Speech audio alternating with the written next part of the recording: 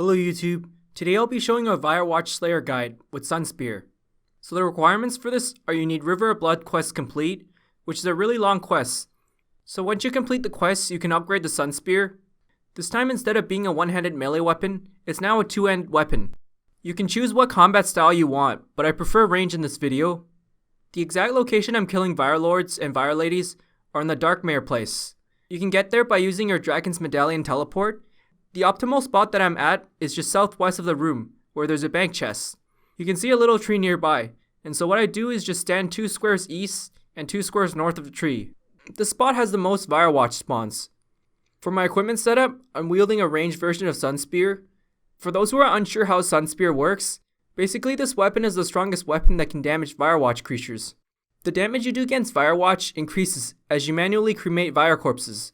This is capped to 501. So you might as well invest your time into this if you're going to go for trim comp cape, or if you're planning to camp these for a long time. Now the Sunspear can automatically cremate the Vyre corpses, and award firemaking and prayer XP, as well as loot that you would have gotten from the shiny Columbarium keys, which only occurs 20% of the time, but the XP awarded is all the time. You don't get any ancient pages or god armor however. I'm also wearing full Armadillo set, with the exception of plate legs, which I'm wearing Mauritania legs for.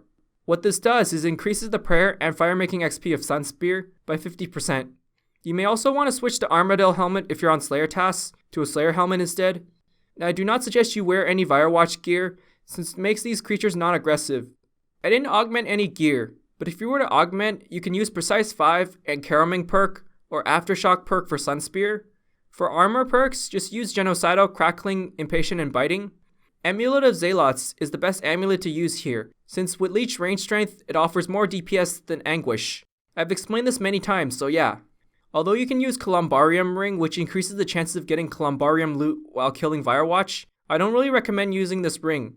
This is because it's so expensive for what it offers, and for ironmen, it's not really easy to stockpile this jewelry.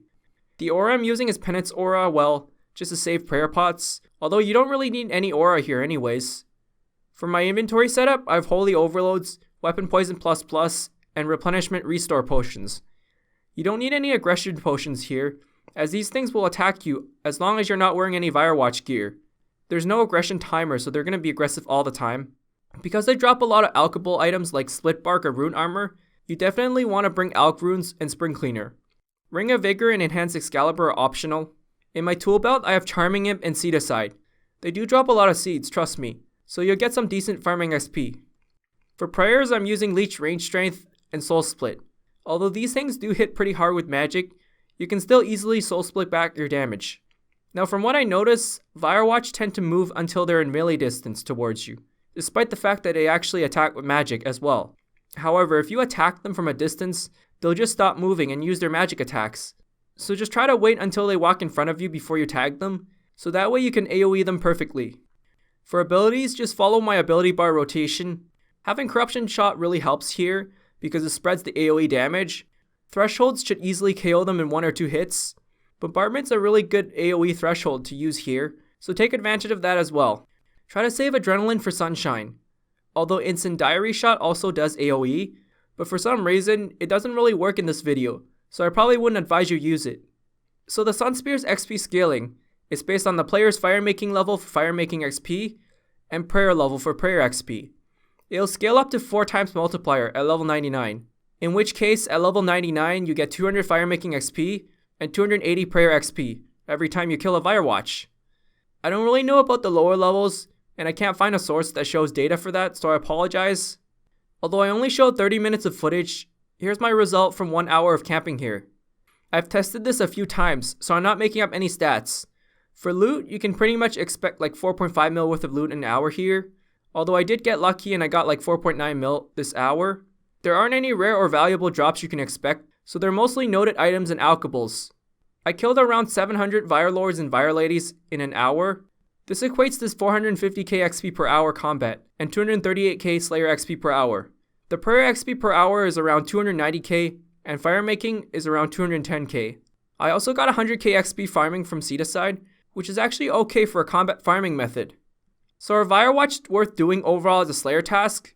Well, for ironmen it's definitely worth doing because of the skilling supplies they drop, and the prayer XP is actually amazing. It's slightly better than Frost Dragons with Dragon Rider Amulet, and you can somewhat AFK here, since these things are aggressive and aren't too dangerous. For main accounts, I'd say it's subjective. The Slayer task is pretty short because you can only get assigned 120 or so Vyrewatch at once.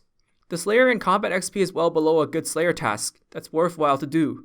The Prophet's pretty good for the mid levels and people who can't boss, or anyone who just wants relaxing combat. As for farming, it's not really worth it to grind it, as you're better off doing tree runs daily, and it's slightly slower than Aquanites anyways. So final question, will this method be nerfed because I revealed it and it looks somewhat overpowered? To be honest, I highly doubt it'll be nerfed again. Last year it got nerfed because it was extremely overpowered and it did severe damage to the economy, and so instead of 100% of the time it gave you the extra loot, it was nerfed to 20%, but the XP got buffed badly. Now this year we got a 2H version of the Sunspear, which makes AoEing much better. Despite all this, I'm in doubt of a nerf. While it's overpowered, it's not overpowered to a game-breaking degree, unlike the 2015 Darklight, Dreadnips, or Augmenting Stadius Warhammer. Now if they're gonna nerf this, it's easily gonna make Vyrewatches and Sunspears dead content, and not to mention that this has been around for almost 9 months, so I'm sure someone has mentioned this multiple times on Reddit. So yeah, thanks for watching and I hope it helps. If I missed anything, feel free to ask.